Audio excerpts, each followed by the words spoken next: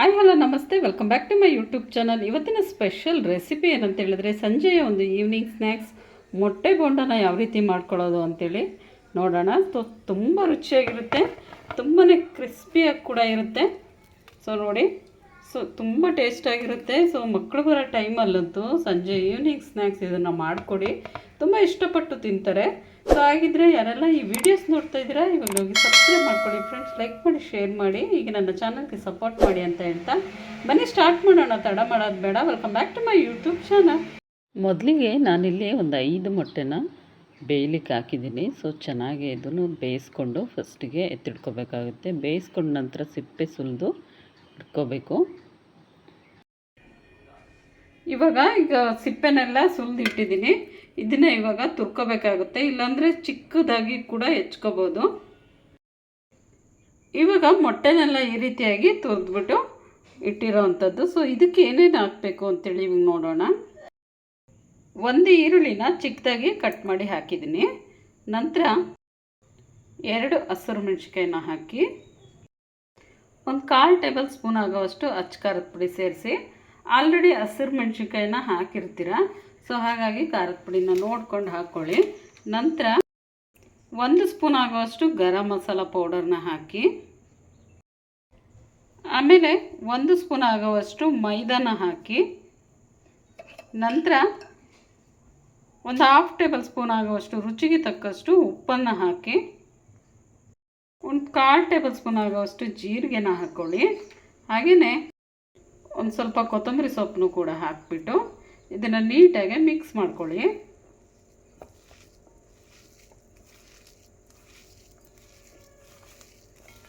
ಈಗ ಚೆನ್ನಾಗಿ ಉಂಡೆ ಕಟ್ಟೋವಂಥ ಒಂದು ಹದಕ್ಕೆ ನಾವು ಇದನ್ನು ಕಲಿಸ್ಕೋಬೇಕಾಗುತ್ತೆ.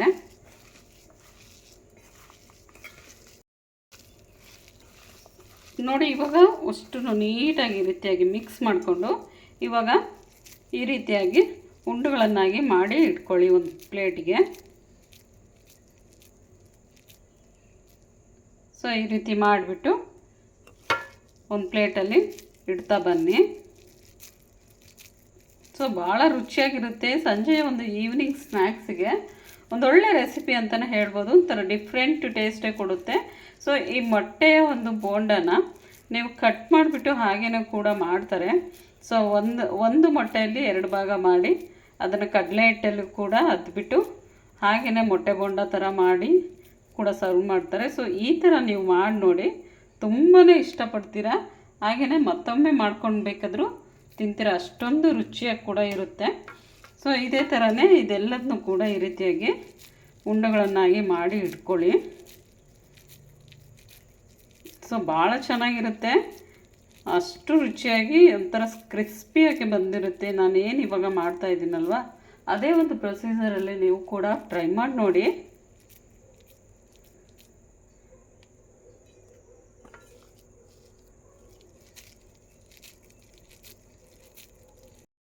ನೋಡಿ, ಇವಾಗ ಎಲ್ಲವೂ ಕೂಡ ರೆಡಿ ಮಾಡಿ ಇಟ್ಟಿದ್ದೀನಿ. ಈ ಕಡೆ ಒಂದು ಬೌಲಿಗೆ ಮೈದಾ ಹಿಟ್ಟನ್ನ ಹಾಕ್ಕೊಳ್ಳಿ. ನೋಡಿ, ನಾನಿವಾಗ ಒಂದು ಚಿಕ್ಕದಾಗಿರೋಂಥ ಒಂದು ಬೌಲಲ್ಲಿ ಒಂದು ಬೌಲಿಗೆ ಮೈದಾ ಹಿಟ್ಟನ್ನ ಹಾಕಿದ್ದೀನಿ. ಇದಕ್ಕೆ ನೀರು ಹಾಕ್ಬಿಟ್ಟು ಕಲಿಸ್ಕೊಳ್ಳೋಣ.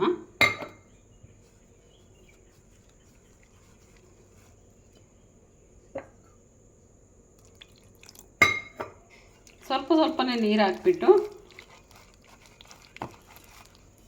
ಕಲಸಿಟ್ಕೊಳ್ಳಿ. ಇವಾಗ ಒಂದು ಬಾಣಲಿಗೆ ಆಯಿಲ್ನ ಹಾಕಿ ಚೆನ್ನಾಗಿ ಕಾಯಲಿಕ್ಕೆ ಬಿಟ್ಬಿಡೋಣ. ಇಲ್ಲಿ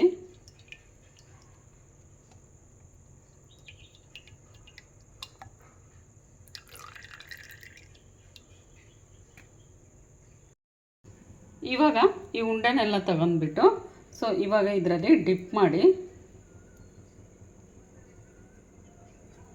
ಹೀಗೆ ಡಿಪ್ ಮಾಡಿ, ನಂತರ ಇಲ್ಲಿ ಬ್ರೆಡ್ಡನ್ನ ಪುಡಿ ಮಾಡಿ ಇಟ್ಕೊಂಡಿದ್ದೀನಿ. ಆ ಬ್ರೆಡ್ಡನ್ನ ಪುಡಿ ಮಾಡಿ ಇದರಲ್ಲಿ ಒಂದ್ಸರಿ ಹೀಗೆ ರೋಲ್ ಮಾಡಿ, ಹೀಗೆ ರೋಲ್ ಮಾಡಿಬಿಟ್ಟು ನಂತರ ಕಾದಿರೋಂಥ ಆಯಿಲ್ಗೆ ನಾವಿವಾಗ ಹಾಕಬೇಕು.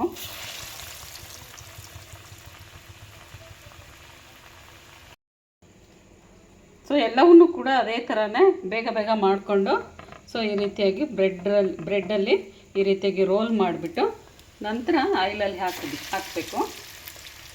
ಸೊ ತುಂಬ ಚೆನ್ನಾಗಿರುತ್ತೆ, ತುಂಬ ರುಚಿಯಾಗಿ ಕೂಡ ಇರುತ್ತೆ. ಸೊ ವೆರಿ ಸಿಂಪಲ್ಲು, ಬೇಗನೆ ಈವ್ನಿಂಗ್ ಸ್ನ್ಯಾಕ್ಸು ಮಕ್ಕಳು ಸ್ಕೂಲಿಂದ ಬರೋವಂಥ ಒಂದು ಟೈಮಲ್ಲಿ ನಾವು ಈ ಥರ ಮಾಡಿಕೊಟ್ರೆ ತುಂಬಾ ಇಷ್ಟಪಟ್ಟು ತಿಂತಾರೆ.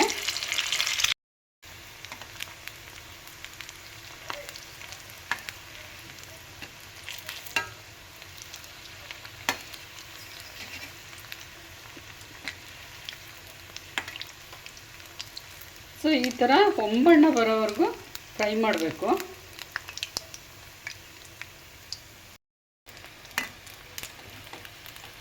ಸೊ ಬಿಸಿ ಬಿಸಿಯಾಗಿರೋಂತಹ ಮೊಟ್ಟೆ ಬೋಂಡ ರೆಡಿ ಆಯಿತು. ಸೊ ನೋಡಿ ಎಷ್ಟು ರುಚಿಯಾಗಿ ಎಷ್ಟು ಚೆನ್ನಾಗಿ ಬಂದಿದೆ ಅಂತೇಳಿ.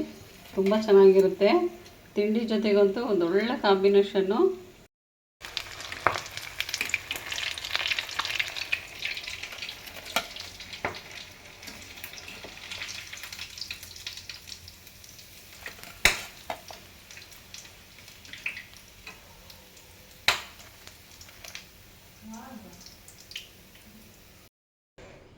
ಸೊ ನೋಡಿ ಮೊಟ್ಟೆ ಬೋಂಡ ರೆಡಿ ಆಯಿತು. ಸೊ ನೋಡಿದ್ರಲ್ವಾ ಮೊಟ್ಟೆ ಬೋಂಡನ ಹೇಗೆ ಮಾಡೋದು ಅಂಥೇಳಿ. ಸೊ ಈ ವಿಡಿಯೋ ನಿಮಗೆ ಇಷ್ಟ ಆಗಿದೆ ಅಂತೇಳಿ ಭಾವಿಸ್ತೀನಿ.